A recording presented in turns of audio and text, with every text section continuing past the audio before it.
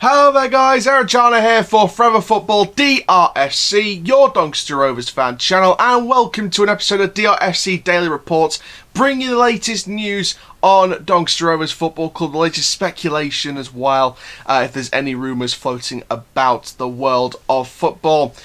Today it is of course Friday the 12th of March 2021, and in today's video we're going to be looking at the news that Jon Taylor will be out injured for the rest of this season. We'll be sharing the official report on this, and but we'll just basically go through the whole comment and basically just share my thoughts. I also have, since it is Taylor's end of the season, my average rating, my overall average score entirely overall for him this season, so can't wait to share that, and I'll share that again in the end of season ratings for all the players and the managers at the end of the season. But also we also have some positive news on Tyreece John-Jules and the hopefulness on his return, so another attacking option on his way back in a few weeks' time. But before we get started, I have to mention one thing specifically. Now I've linked the group, I think it's the post, but it's the group definitely, in the description down below, so you can have a look at the post for yourself.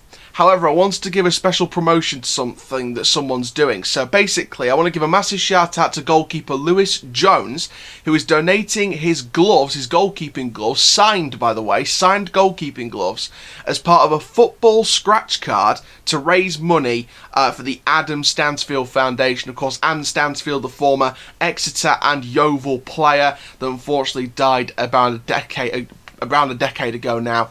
And you know, it's nice to see the foundation doing something like this. It's great to see Lewis Jones getting involved, you know, Adam Stansfield. And to be fair, as a kid, I did see highlights of Adam Stansfield perform, as you know, as a neutral highlights perspective. He was, you know, a great footballer, a wonderful human being.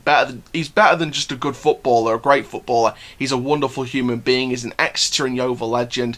You know, one of the stands at Exeter is named after Adam Stansfield. You know, it's you know, and he's got that foundation as well, the Adam Stansfield Foundation. So, you know, raising money for such a good cause, and you know, congratulations to Lewis Jones for, you know, getting involved with that and giving away signed goalkeeper gloves to win as part of this this foundation's football scratch card, you know, raising money technique. So I've linked the post in the description down below. If you want to get involved in the football scratch card, all the details are in that post about how you get in contact to enter. If it doesn't matter whether you're a Donny Rovers fan or a fan of any other team, just get involved.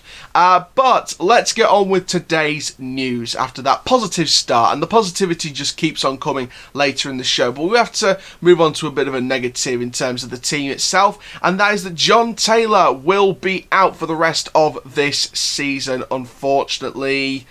Oh, I hate it. I hate it. It's not easy, is it? It's really not easy. But the main comment is it's ligament damage. It's going to take 3 or 4 months to recover, says Andy Butler, and it is going to be coming back into pre-season training for next season now, which is obviously not great. John, if you're watching this, you've had a wonderful season, and I want to get you on the channel to analyse your season and also Doncaster Rovers season so far. So anytime, if you're watching this, John, anytime you want to come on the channel for a chat, don't be afraid to do so, mate. I've chatted to Charlie Seaman, who's now part of the squad. I talked to Greaves on a now defunct live stream. But I'd love to get Greaves back on the channel again. I've spoken to loads of other people, so I'd love to get you on, John. It'd be really appreciated if you did. And if not, that's absolutely fine as well, because you're a wonderful footballer, and I'm sure we'll get to chat to you at some point in the future anyway. But best of luck, Jon Taylor, in your recovery. So what I've done is, and I've done this for the rest of the players this season. What I've done is I've gone through literally every single one of the players that I've rated from the first competitive game, which was the EFL Cup game with Blackburn Rovers, right through until the latest game, which was the Crew defeat. And obviously some players have ended earlier than expected, 'cause of course Whiteman was sold, Bursick's not stayed, Lumley's not stayed, Tulloch didn't stay long. So obviously, you know, there's a few short ones, and obviously Taylor's season now being over, we can have a look at his ratings. So scrolling down here to find Taylor, I mean, there's a good range here. The lowest I've ever given Taylor was a 4, and I believe that was the...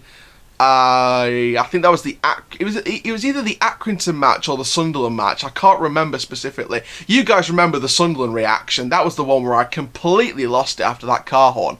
Everyone remembers that. That's gonna be like, you know, like AFTV has the "When's it gonna end," Robbie. I think my iconic moment for the memory books of YouTube will be the car horn and reacting to it. The one moment where I lost it on camera after that 4-1 defeat this season. But that could be the first of the iconic moments on this channel. It could be hilarious in the history books. But yeah, there's a mix of ratings on here. There's 1 4, there's a few 5s, but mainly it's the main rating I've given is a 7, and there's been a few 8s. There's no 9s, but there has been 1 10 near the start of the season. So obviously, you know, that was great. It was the Bristol Rovers win. In fact, I think it was the Bristol Rovers win. I'm not too sure, but I think it was. And, you know, obviously there's a real mix of ratings. So what I did was I put all those numbers into an average calculator, and it came up with around over 6.5. It came up with over 6.5. The number was very, very specific. So what I did was I rounded it up. Well, it was below 6.5. But so because it was below 6.5, I rounded it up. Well, obviously I rounded it up or down to the nearest, you know, whole number. So it was either going to be 6 or 7. If it was below 6.5, it would have been a 6. Over 6.5, it would have been a 7. So it came to a 6. I times it by 2. And you get, because obviously there was nothing in the maths about that, but I thought, you know, times it by 2 because you played teams twice. But then it came up with 12 out of 20, and I was going for a rating out of 20 overall for these players at the end of the season anyway. So my overall rating for Taylor this season was 12 out of 20 on average. And you know what? I'm happy with that. I'm really, really happy with that. You know, it came to just under 6.5. Rounded it down to the whole number, which was 6, and then times it by 2, which is 12. You get a 12 out of 20, and I think, you know what, just over the halfway mark in the ratings meter, that's pretty good for Jon. That's a really good rating for Jon this season. I think 12 out of 20 is something to really build upon, and he's already been one of our greatest wingers this season. So I think Jon Taylor's put in really good numbers, a really great season for him, and long may that continue into next season after his recovery. But this is what it's about now, recovering from an injury like that, where you're out for 3-4 months recovering, and then back into pre-season training, whether we're a championship club or still in League One, we're still preparing for next season in that pre-season. And obviously it's going to be very, very interesting to see who we face in the pre-season. You know, do you guys remember, comment down below if you remember this, but I saw this on Twitter this morning. Do you remember a pre-season friendly where we beat Real Sociedad at Bellevue 1-0 in 2006? You might think I'm joking, but I'm not. I saw it on Twitter and they confirmed it. A few people confirmed it to someone else. And I saw it on Twitter, I was like, oh my god, we beat Real Sociedad 1-0 in a pre-season friendly in 2006. It was the 06-07 season, well, before that started. It was 2006 pre-season, and we beat Real Sociedad 1-0. They came to Bellevue, and we beat them 1-0, which was a lovely fixture. So if Terry from the Football Terrace is watching, that's a bit of history for you on my club, mate. We beat Real Sociedad. But yeah, sorry, Man U fans, I know it's banter. But, yeah, 0-0. But in the Europa League, you know, it'd be great to see who we do get in pre-season training in terms of, do we get 3 or 4 matches again in the summer? Do we get only a couple matches because of the COVID precautions, etc., if they are still there in the summer, which they probably will be. So it should be interesting. You know what? While I'm here, there is a couple of other people that I've finished their sort of average rating. So once again, took the numbers, put them in. If it's under 6.5, it's rounded to 6. Over 6.5, rounded to 7, or whatever the average number was. If it was over 0.5, it would round up to the next number. Below 0.5, it would round down to that whole number. So there is a couple that I've done. But now, obviously, you know, some averages are going to be bigger than Taylor's because of the range of numbers not being as much, and they might be higher than some of the numbers that Taylor's got. So, for example, Bursic has got 1-5, a few 6s, a few 7s, and a 9. So putting that all together and then rounding it up or down to the whole number and timesing it by 2, which it rounded up to 7 in the end because it was like over 6.5.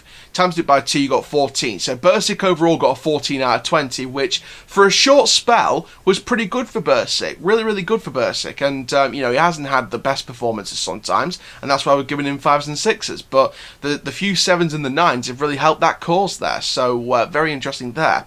Lumley, again, it was a 14 out of 20. There was a few 7s and a few 6s. Nothing below a 6 for Lumley that I gave him, which was very interesting. Of course, same thing, round it up or down, round it up, and then times it by 2, you get 14 out of 20. So overall, very, very happy with that. Then there was the playing career of Andy Butler this season. I rounded that. That's got 14 out of 20. There's a couple of 5s, a few 5s. Like 3 5s, there's a 6 or 2, mainly 7s, a couple of 8s, and a 9. So overall, that rounded up to 14 out of 20, which was very interesting indeed. There's a lot of players that are going to get higher because they've played more games, so obviously it's a very imbalanced result, but I thought it would be a bit of fun to have a look at that. There is one more, isn't there? Yeah, there's Tulloch, and there's also Darren Moore, of course. Tulloch got 12 out of 20, and that's because of the 2-6 performances, because he played twice for us. And Darren Moore overall got 14 out of 20 overall this season as a manager. Obviously, there was some low ratings near the end. There's a couple of 4s, the 3, gave him a 2 as well. It was the Sunderland game where I gave him a 2. I didn't say it publicly on camera, but I did count up the games and I sort of gave him a rating after every game anyway. But I gave him a couple of 4s, couple of 3s, 2. There's the highest he's got is a few 9s here and there. There's loads of 8s, loads of 7s, 6s and 5s, and of course a couple of 4s and the 3 and the 2. So overall he got a 14 out of 20, which for the amount of games he's managed is not bad. Hopefully Andy Butler can go on that run and sort of make it even better. And fingers crossed that will all happen. So obviously there's a few different ratings there. Obviously it's different for the amount of games they've played, but for the amount of games they've played, there's some very good overall average ratings in there, like Bursic 14, Lumley 14, Tulloch 12, Darren Moore got the 14, Taylor got the 12. So pretty good overall. And of course, like I said, some people are going to play more games than others, so obviously it's varied comparing, but from the numbers that they've pulled in ratings wise in the player ratings from all them, that's come up with the average number, obviously times by 2 when it's rounded up to the next whole number or down to the whole number. And overall, it's basic maths. It's Rovers maths. So hopefully I'll be releasing all of the average numbers overall at the end of the season, once the season's over, whether that's in May or whether that's going till June with the playoffs, I don't know. But when the season's over, I will be doing my average scores for all of them. Let's move in then to this final news story. Bit of positivity to end the video, and it's on John-Jules and the hopeful news on his return. So Andy Butler is hopeful for positive news on the recovery of the Arsenal loanee Tyreece John-Jules. Good result for Arsenal, first of all, in the Europa League. The bit smash and grab, there's still some mistakes in there, but they eventually got over the away fixture against Olympiacos with 3 away goals, so let's see what they do at the Emirates. But so the Doncaster Free Press report officially states with the facts that obviously John-Jules has been out of action since mid-January after suffering the hamstring injury in the win against Swindon Town. Do you remember that one? Swindon Town, that was 3-1, 3-1. It was when Darren Moore was in charge. It was before, it was 2-1 against Swindon because we beat Burton 3-1 straight afterwards and then lost 1-0 to Shrewsbury. Jesus Christ. Well, let's look back on that and say maybe we should have got more out of that. But it was that second half performance, wasn't it, with Ben Whiteman. I know he's going to get a high rating. That's one rating I thought I missed off. Ben Whiteman. I thought I missed him off. He got a 16 out of 20, by the way, just to fill your knowledge in. Only 1-5. The rest of 1-5 and 1-6. The rest of them have been 7, 8, 9, 10. So you knew there was going to be a high score for Whiteman, even in the short space he'd been this season. So back on John-Jules. Obviously, Butler says the Rovers physio Jon Chatfield was due to speak to his counterparts of the Gunners this week about the latest on John-Jules' recovery. He did post on social media. If you did see it, you'll see it. But he did post on social media, not too long left. That was the statement from him. Hopefully he is back as soon as possible.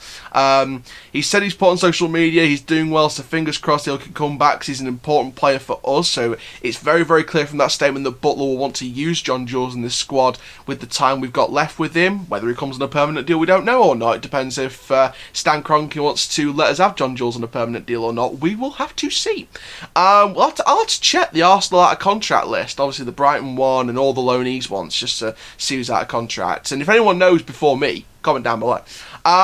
But he went on to say it'll be competition for players up front and those in wide areas, because don't forget you can play on the wings as well.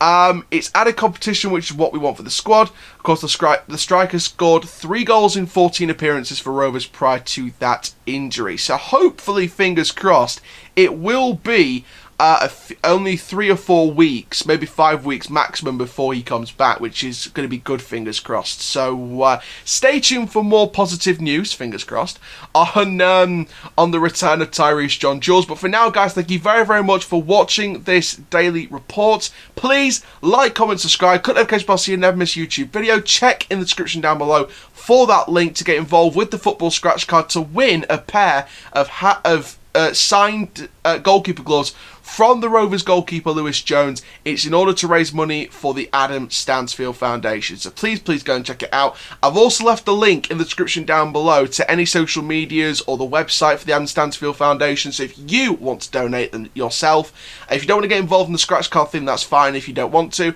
But if you do want to still donate to the Adam Stansfield Foundation, you can check all the social medias and the website in the description down below there. Thank you very much, guys. My name is Jon Taylor from Forever Football DRFC. Keep living the Rovers life, and that, my friends, is full time. Rovers till I die, and I'll see you tomorrow for if we've hopefully got 3 points over Northampton. Rovers till I die,